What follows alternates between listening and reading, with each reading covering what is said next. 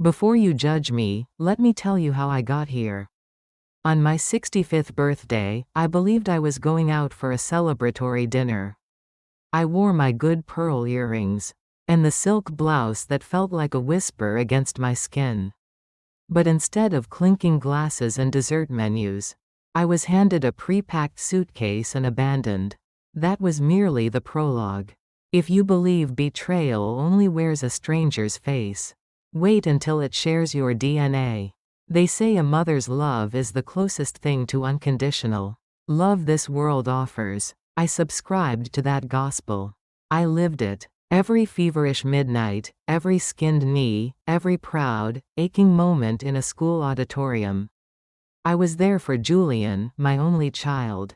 He was my universe. I woke on my birthday with that old, familiar flutter.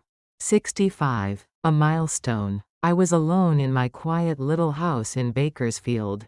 The California sun already heating the roof tiles, but I was hopeful. Julian's calls had become sporadic. Brief check-ins drowned in static about work pressures and marital strains. But today, surely today he would remember. I made French toast, his childhood favorite. The scent of cinnamon and brioche filled the house. A fragrant ghost of happier mornings. I set 2 places at the small kitchen table. By 1 o'clock, the syrup had congealed on the second plate. The hope in my chest had curdled into a dull, heavy ache.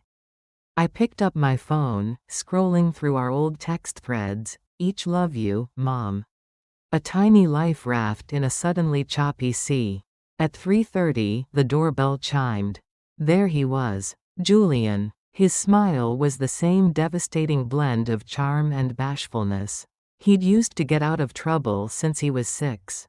Happy birthday, Mom, he said, presenting a cellophane-wrapped bouquet of carnations from a gas station. My heart, the traitorous thing, soared. You came. Of course I did, he said, his hug brief, his pat on my back perfunctory. Get your coat. I made reservations. I didn't question it. I fetched my wrap, my small clutch, stepped into the heels. That promised blisters but looked elegant. I felt a girlish excitement, a spark I hadn't felt in years. But we didn't drive toward the city's glow. We turned onto a long, manicured driveway lined with towering, solemn cypress trees. My eyes caught the sign, wrought iron and tasteful, and my stomach plunged. Havenwood Senior Residence. Julian, what is this? He cleared his throat, his eyes fixed ahead. Mom, we need to talk. It's not safe anymore. You're alone all the time. With the forgetfulness. What forgetfulness? I snapped, my voice sharper than I intended. He plowed on, a rehearsed speech. I found this place. It's fantastic. Safe, comfortable. You'll have people your own age, things to do. A sound escaped me, a dry, brittle thing that was nowhere near a laugh. You're joking. You brought me here on my birthday. He killed the engine and got out. Let's just go inside. See for yourself. I refused to unbuckle my seatbelt. That's when he popped the trunk. My suitcase, the navy blue one I took on rare trips to see his father's family, was already there, packed. I stared at it, my mind refusing to connect the image to reality. You went through my things. He sighed, a sound of profound inconvenience. Please, Mom, don't make this harder than it has to be. Inside, the air was a sterile cocktail of lavender, air freshener and steamed green beans. Smiling, pitying faces greeted us at the reception desk. He handed over a folder. Papers, legal documents, a durable power of attorney, a healthcare directive. My name, his signature. It was already done. I didn't cry. The shock was too absolute, a glacier forming in my veins. They led me to a room with walls the color of oatmeal.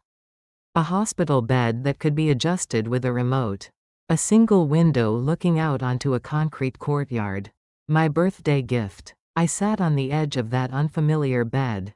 My coat still on, feeling a cold that had nothing to do with the air conditioning seep into my marrow. No cake. No candles, just the hum of fluorescent lights and the distant echo of a call button. Hours later, I finally unwrapped the bouquet. The carnations, cheap and fragile to begin with, had wilted in the heat of the car. They looked how I felt, bruised, forgotten, already beginning to rot. That first night, I lay awake on the tortuously firm mattress, the bleach-scented sheets scratching my skin. I listened to the hushed footsteps of the night nurse, the faint murmur of a television down the hall. I replayed every interaction with Julian over the last year, searching for the clues I'd missed. The times I'd said yes when my gut said no. The loans I'd given him that were never repaid. The excuses I'd made for his increasing distance. All the little disappointments I'd swallowed whole because I loved him. But that night, on that awful bed, I stopped making excuses for him. Something fundamental inside me, the very bedrock of my identity, as his mother, cracked clean through.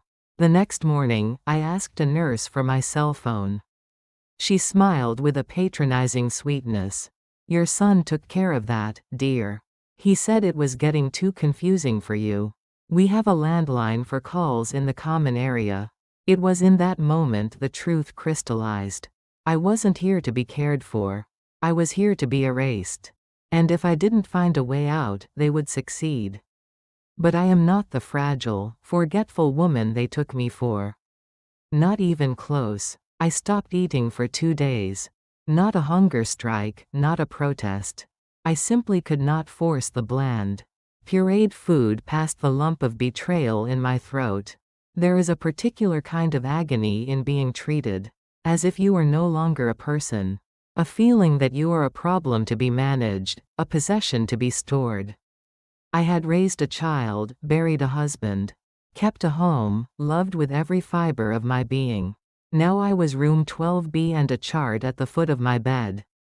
The nurses were kind, in a professional, detached way. They called me sweetie and honey. Their voices pitched high as if speaking to a child or a dog. No one asked what I had done for a living, what books I loved, what my late husband's laugh had sounded like. To them, I was just another old woman in non-slip socks, fading quietly away. My roommate, Agnes, spent her days sleeping, and her nights calling out for a sister who had died a decade ago. I listened to her mournful whispers, because I, too, was now intimately acquainted with the shape of absence. I fought to keep my mind sharp. I watched the evening news in the common room, my opinions on the day's events silent but fierce. I worked the crossword puzzles left on a table in the hallway, my pen steady. I reread my worn copy of To Kill a Mockingbird. But a part of me was sinking into a dark, quiet sea. Then, on the 4th day, I met Cora. She wasn't on the regular rotation. Another nurse had called in sick, and Cora, young with a crown of intricate braids tucked under her scrubs, cap and eyes that held a rare, genuine warmth, was her substitute. She was taking my blood pressure. Her touch gentle when she said, "You don't seem like the rest of them here." I looked at her, startled. She smiled, a quick, real thing. "Don't get me wrong. Lots of folks need the help, and that's okay. But your eyes are still here. You're not lost." I had to look away, blinking hard against a sudden, shocking prickle of tears. We talked. She asked about Julian. I told her, my voice barely a whisper, the story of my birthday. She didn't just nod, she listened, her focus complete. Later that afternoon, she slipped back into my room. She glanced over her shoulder before opening her hand. "This was Mr. Gables," she whispered. "He passed last week. We found it tucked in his dictionary. No family ever came. No one claimed it. It was a lottery ticket, slightly crumpled, the print a little faded. It was dated 3 weeks prior." I let out a dry, hollow chuckle. "And you want me to try my luck?" She winked. "The universe owes you one, Eleanor." I had no intention of checking it. It felt absurd, a childish distraction from my grim reality. But boredom and despair are potent motivators. That night, when the hallway was silent, save for Agnes's soft snores, I crept to the common room and used the ancient, sluggish desktop computer. My hands, suddenly clumsy, typed the numbers from the scrap of paper into the state lottery website. The page loaded. My hand flew to my mouth. I stared. I refreshed the page. I stared again. $18 million. A soundless scream locked in my throat. The air vanished from the room. The feeling wasn't joy or excitement. It was pure, undiluted terror. If Julian found out, if anyone in this place found out. I printed the confirmation page, my hands trembling so violently. The paper jammed twice. I folded the sheet into a tiny, tight square and tucked it into my bra, right against my hammering heart. The next morning, I caught Cora's eye during her rounds. "I need to speak to someone," I murmured. "A lawyer." Privately. She didn't ask why. She just gave a swift, sharp nod. "I know someone." His name was Elias, a volunteer attorney who came to Havenwood twice a month to help residents with wills and petty legal matters. He was young, with a calm intensity and, most crucially, a discerning discretion. We met in a cramped supply closet that smelled of clean linen. I slid him the lottery confirmation. My voice was steadier than I felt. "Can you help me disappear?" His eyes widened a fraction, but he didn't flinch. "We'll need to move quickly," was all he said. The next 48 hours were a blur of clandestine actions. Paperwork signed under the guise of updating my will. Documents notarized by a discreet colleague of his. Elias contacted a financial advisor he trusted implicitly. A blind trust was established. My name was on nothing. Julian would never see a single cent. I signed a new will, leaving everything to a foundation yet to be named. He had signed away my life once. I would not let him do it again. Cora hugged me in the pre-dawn gloom of my departure. "Don't forget about us," she whispered, her voice thick. I didn't cry. I had no tears left. I slipped out a side entrance, wearing clothes Cora had brought from a thrift store, carrying a duffel bag with only the essentials. They thought I was senile, broken, a non-entity. But I was becoming a ghost with $18 million. Let them look for me. They would never see me coming. The bus ride out of California was interminable. I sat in the back, a baseball cap pulled low, oversized sunglasses hiding my face, my arms wrapped around the duffel bag as if it contained my very soul. In a way, it did. I wasn't sure of my destination, only that it needed to be far from Bakersfield. From Julian, from the life he had tried to bury. Elias had used the trust to purchase a small, secluded cabin in the Blue Ridge Mountains of North Carolina. Off the grid, livable, anonymous.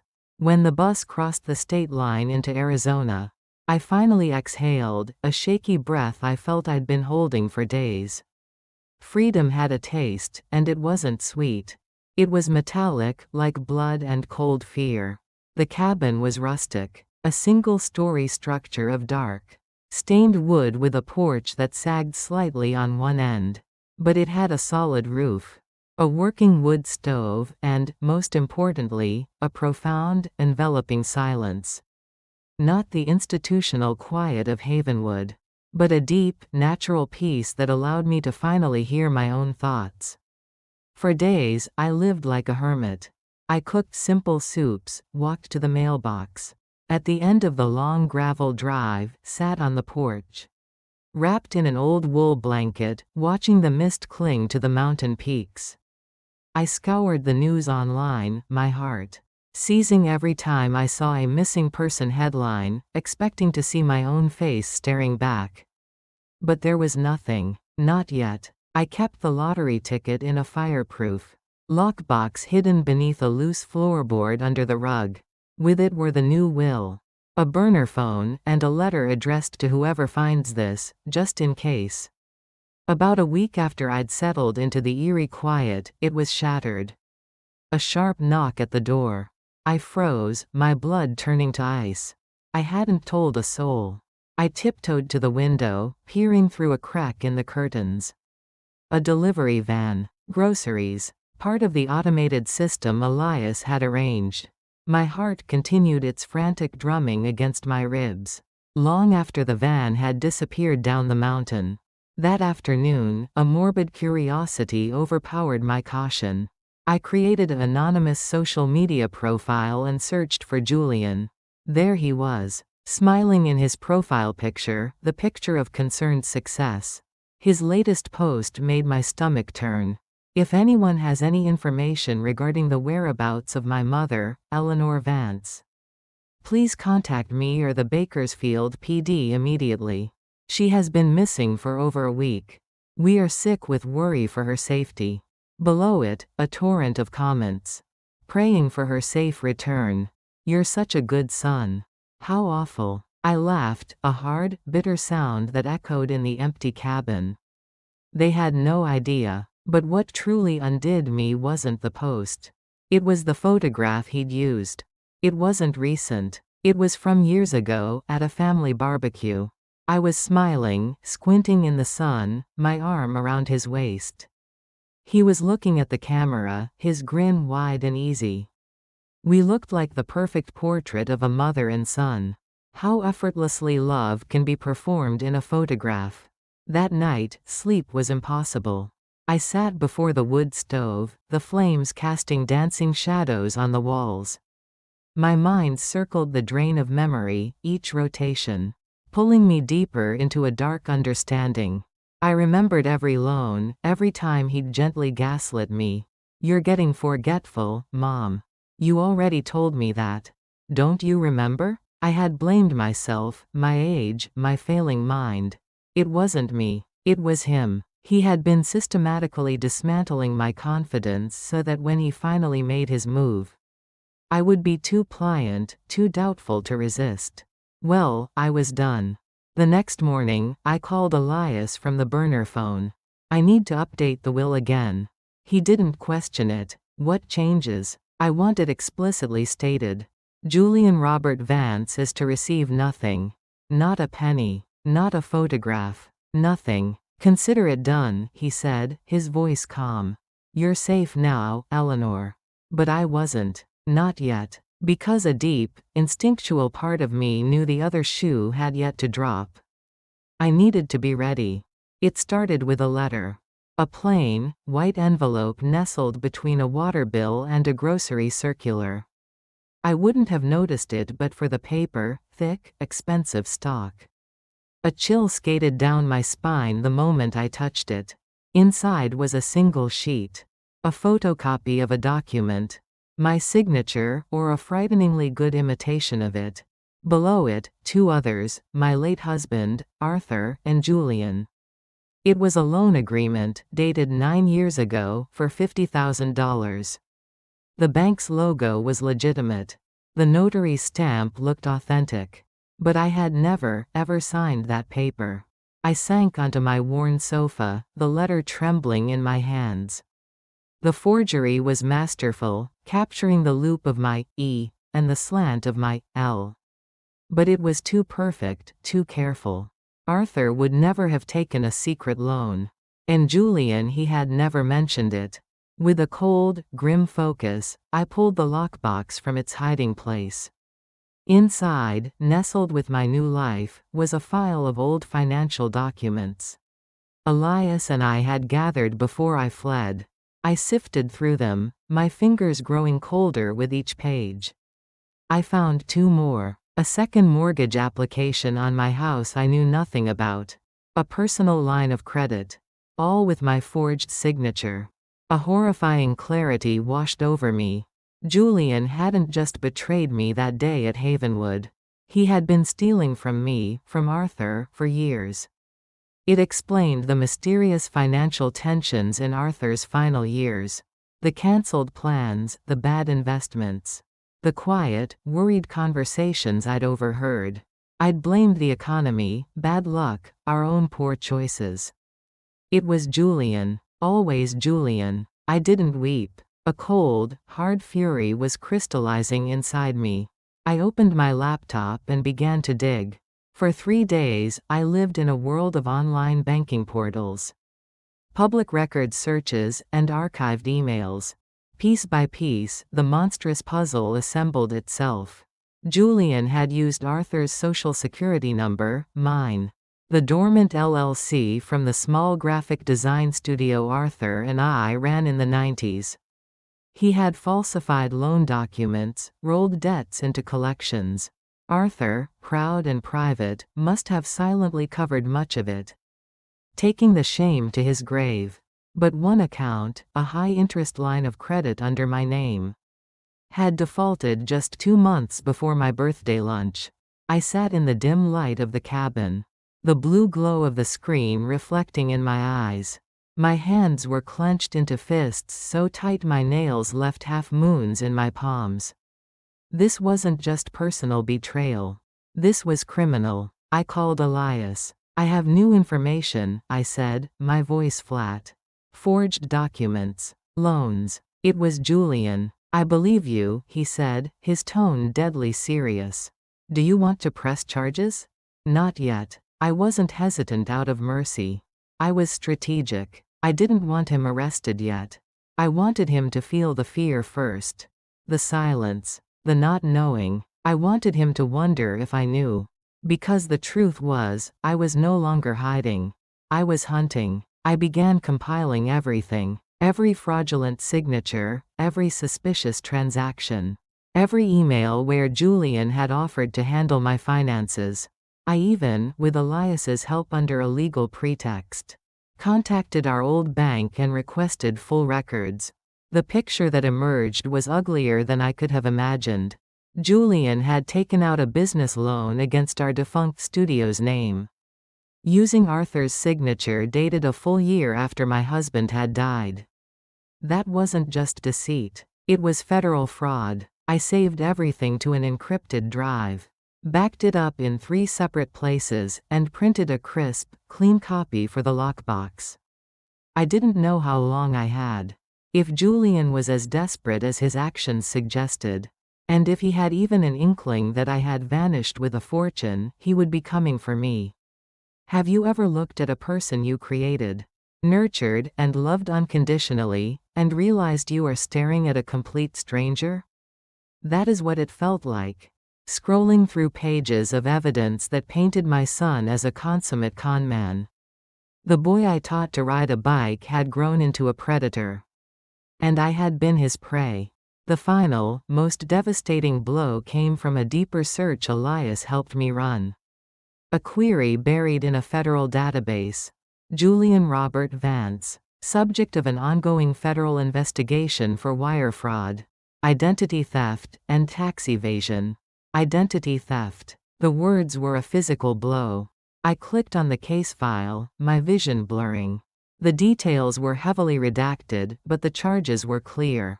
Julian had been creating false identities, inflating incomes on falsified tax returns, siphoning refunds.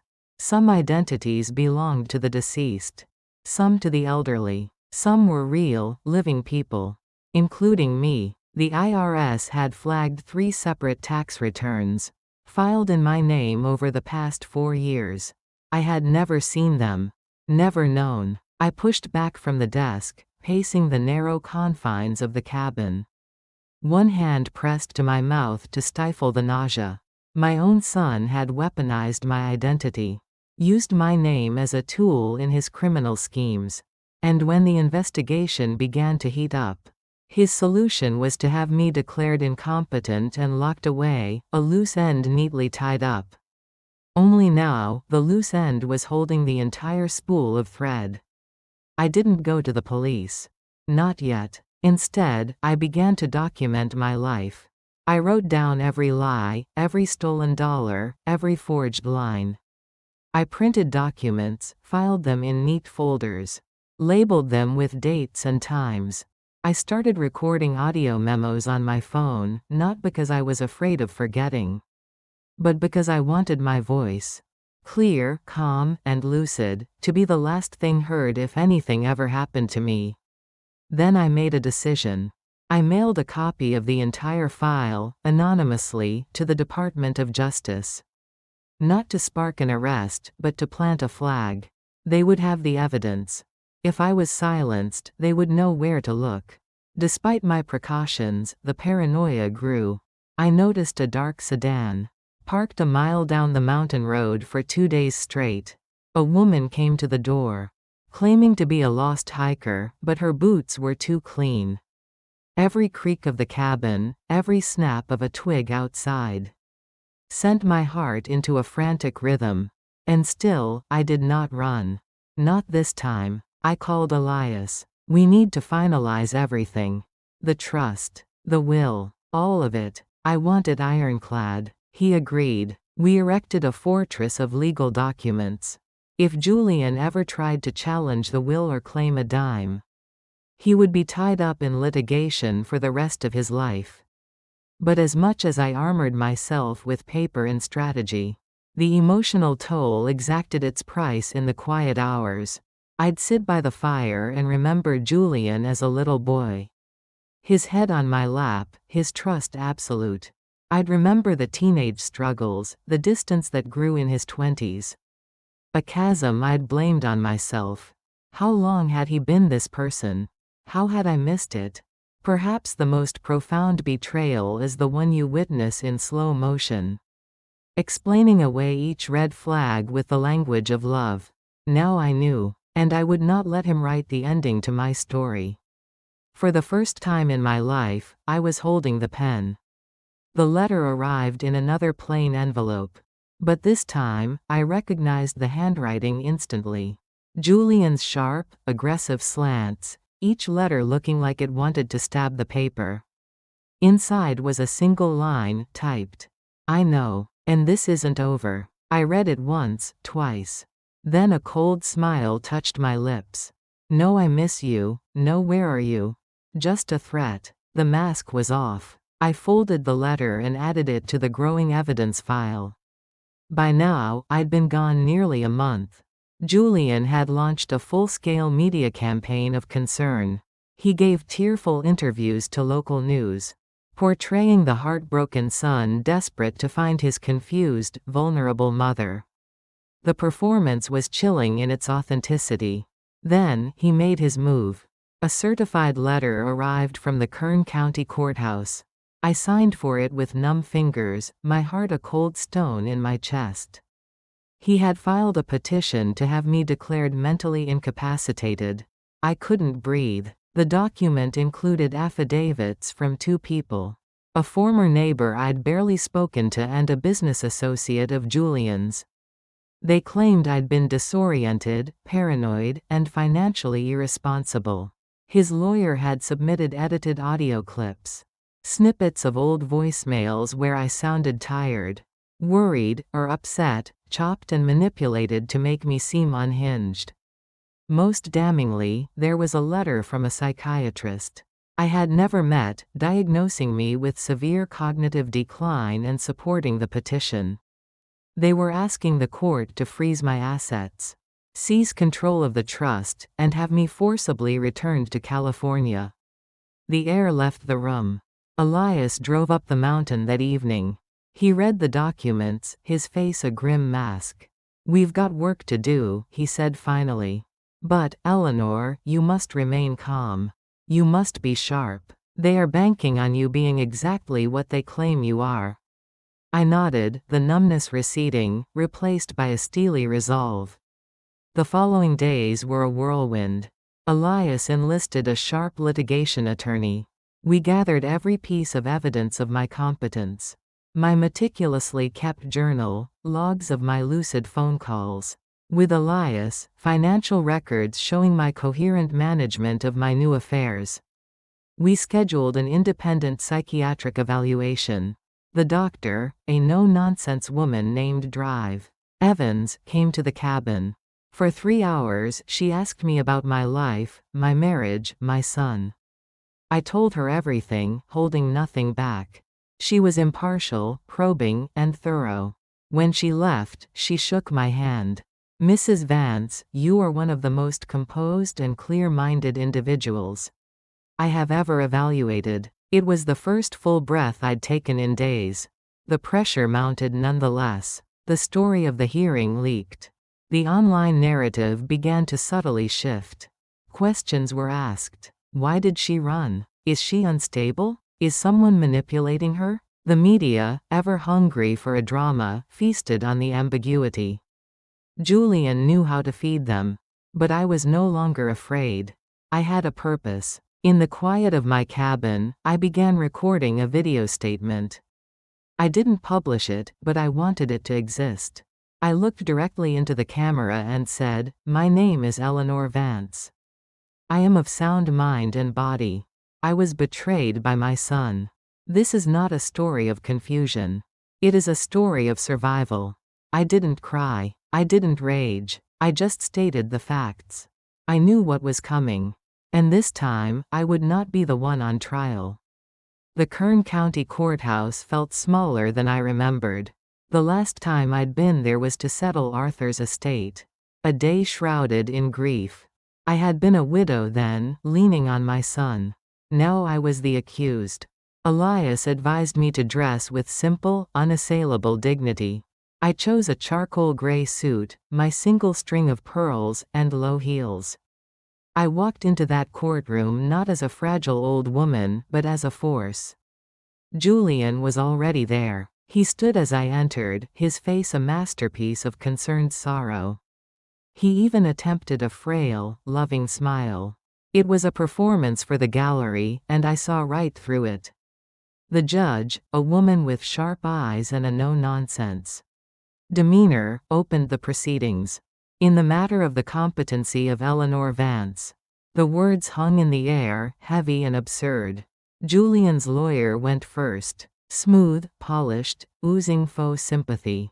He painted a picture of a confused, vulnerable woman who had vanished. Likely under the influence of some unseen predator. He presented the edited audio clips. The psychiatrist's letter, the statements from the concerned witnesses. He made me sound like a ghost of myself. I listened, my hands folded in my lap, my expression neutral. Then Julian took the stand. "Your Honor," he began, his voice cracking with practiced emotion. "I love my mother. This is killing me. But she's not herself. She's being manipulated. She's lost." That's when I stood. "Your Honor, may I speak?" The judge nodded. I walked to the stand, my posture erect. I looked at the judge, then at Julian, then back at the judge. "My name is Eleanor Vance. I am 65 years old. I am not mentally impaired. I am not lost. And I am certainly not anyone's victim." I opened my portfolio. I handed the judge Drive. Evans's full, unredacted report. This is the evaluation from an independent, court-appointed psychiatrist. Her finding, completely sound mind, no cognitive decline. I saw Julian's lawyer shift in his seat. I continued. "I have here," I said, lifting another folder. "A detailed log of my activities since leaving Bakersfield, demonstrating full cognitive function.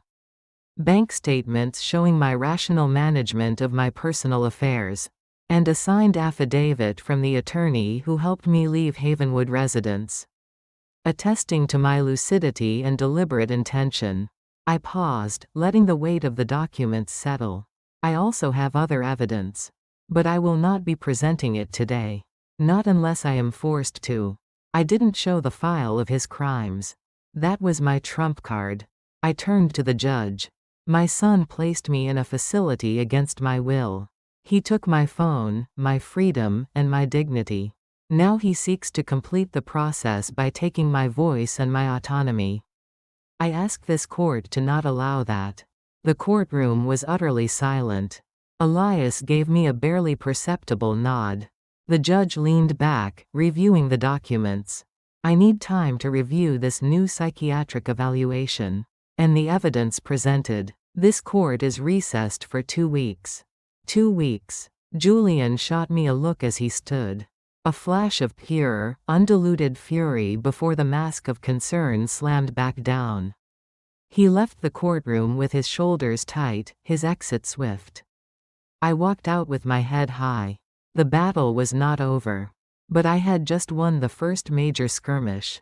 2 weeks. The judge's reprieve was a ticking clock, and Julian used every second. The day after the hearing, a new news segment aired. Missing heiress mother in bitter court battle. Son fears she's being exploited. Julian, ever the performer, gave a heart-wrenching interview. I just want my mom back. I'm afraid she's surrounded by people who don't have her best interests at heart. I watched it from my cabin, my arms crossed over my chest. There were no sinister people around me. There was only me, Eleanor Vance, the woman who had loved him too much, too blindly. And he was painting me as a helpless fool. That was the moment my silent war ended. It was time to go on the offensive. I called Elias. Send it, I said. The entire file. To the Department of Justice. Now. He didn't hesitate. It's done. But I wasn't finished. That evening, through a series of encrypted and anonymous channels, I made a transfer. A donation of $5 million to the National Coalition Against Elder Abuse. The donation was anonymous, but the amount was staggering. Within days, the organization launched a powerful new initiative, citing a generous, anonymous benefactor who is a survivor of financial exploitation. The timing was conspicuous. The whispers began anew, louder this time. Is it her? Is that why the son is trying to lock her up? The court of public opinion began to turn. Comments online shifted. Something's not right with the son. Let her speak. Then, an unexpected breakthrough.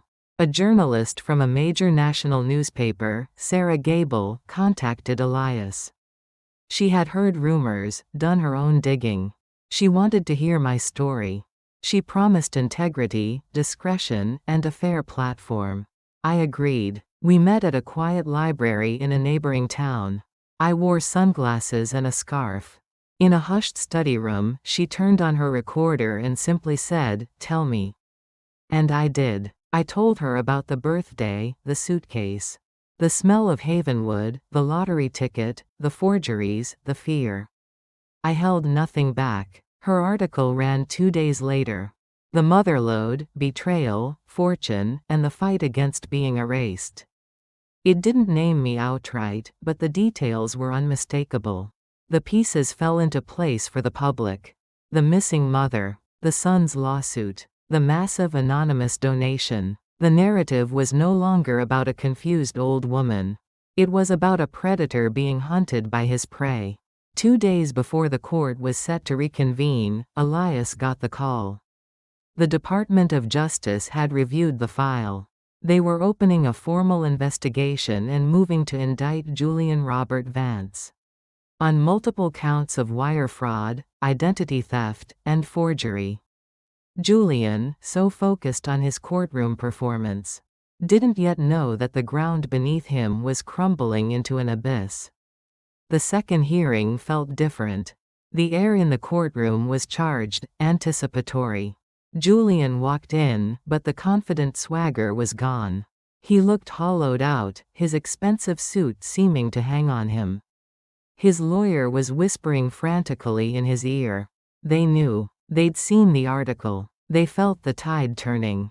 I sat, perfectly calm, my file in my lap. This time, we went first.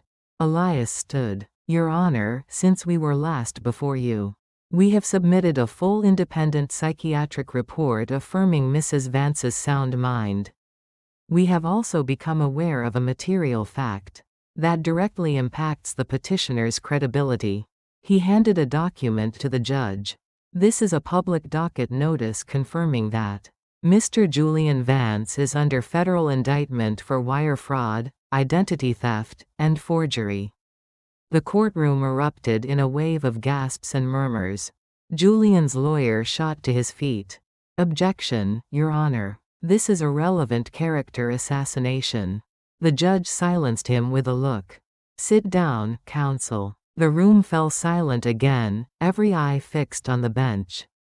Then, Drive. Evans took the stand. Calm, professional, unimpeachable. She reiterated her findings in clear, unequivocal terms. Eleanor Vance is not suffering from any cognitive or psychological impairment.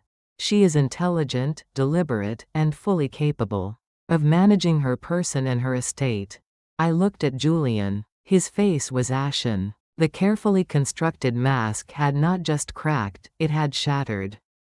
Elias presented our final evidence, a timeline demonstrating that Julian's petition for conservatorship coincided precisely with the default of several of the fraudulent loans he had taken out in my name. His financial desperation was his motive.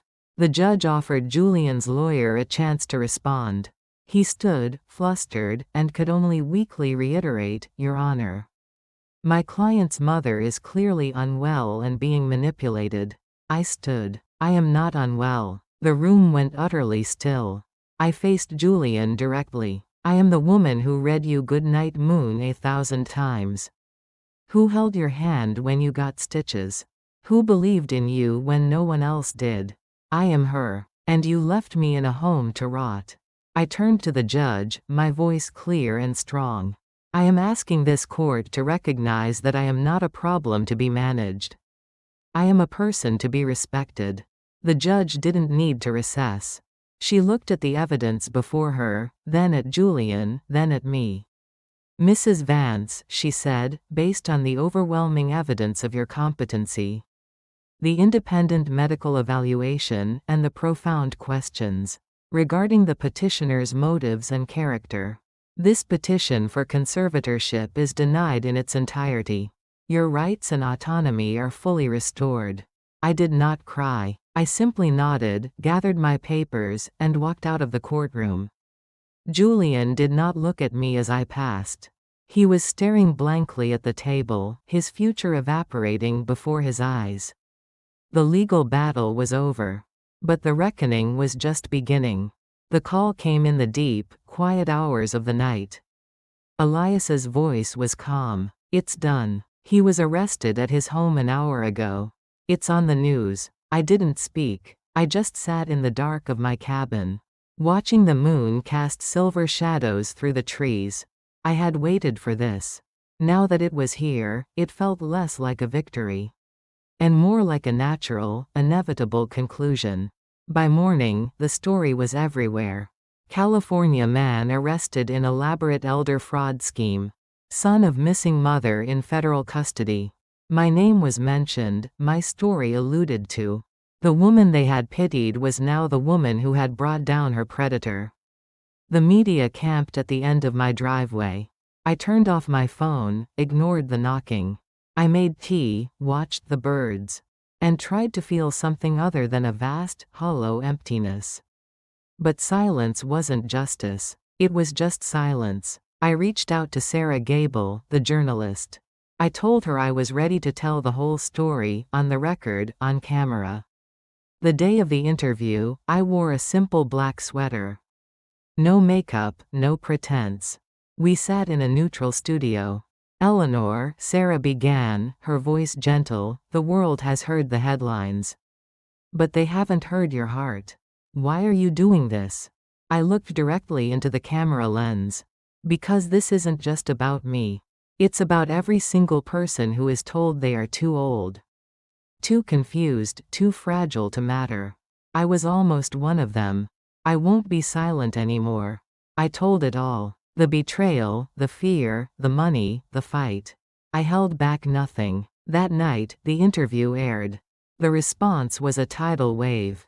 Letters, emails, messages from across the country poured in. Stories of sons, daughters, caregivers who had stolen, lied, and betrayed. I was no longer just Eleanor Vance. I had become a symbol.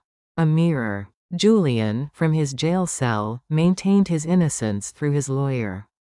His life was in ruins. His wife had filed for divorce.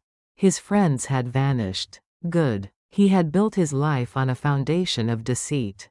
It was only right that it should collapse under its own weight. But I felt no joy. Instead, I got to work. I established the Eleanor Foundation. dedicated to providing legal and financial resources for elders facing exploitation. We hired lawyers, created a national hotline, partnered with banks to train them to recognize the signs of fraud.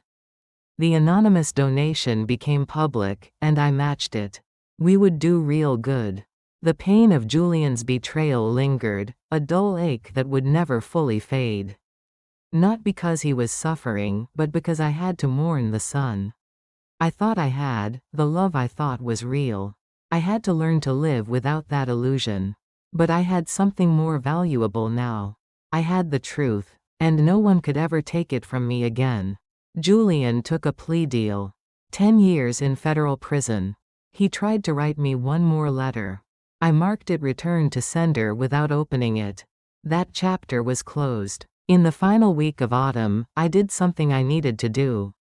I returned to Havenwood. The place looked different. The landscaping was brighter, the entranceway less institutional. Before I could even reach the door, it swung open and Cora stood there, her hand flying to her mouth. "Eleanor," she breathed. We embraced, a long, hard hug that spoke of shared survival. Inside, the changes were more than cosmetic. The air smelled of fresh coffee, not disinfectant. The common room had new furniture, real art on the walls. A state-of-the-art computer station. Residents moved with a little more purpose. "You did this," Cora said, her eyes shining. "After your story, donations poured in. Investigations started. Everything changed." "No," I said, taking her hand. "You changed it. You saw me. I just finally learned to see myself." I walked the halls. I spoke to residents. I saw the recognition in their eyes, not of a news story, but of a kindred spirit. I gave a short talk in the new sunroom. "You are not a room number," I told them. "You are not a diagnosis. You are not a burden. You are a library of stories, and you are not finished writing them." The applause was soft, but it was real. When I returned to my mountain, I finalized the trust. The Eleanor Foundation would be my legacy. On the first clear, cold night of winter, I built a fire and did one last thing. I wrote a letter to myself. I read it aloud to the empty room, my voice steady. "Dear Eleanor, you were never crazy. You were never a fool. You were a woman who loved deeply, and that is not a weakness. When they tried to erase you, you picked up the pen and wrote yourself back into the story. And my God, what a story it is. I am so proud of the woman you have become. With love, yourself."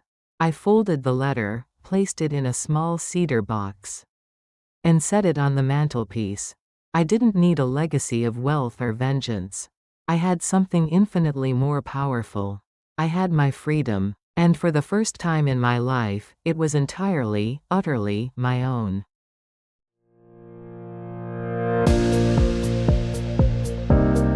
Thank you for watching, for listening, and for sharing this time with me. If you enjoyed this journey, please don't forget to hit that subscribe button so you don't miss the next story. Until next time, take care, and keep cherishing the chapters of your life.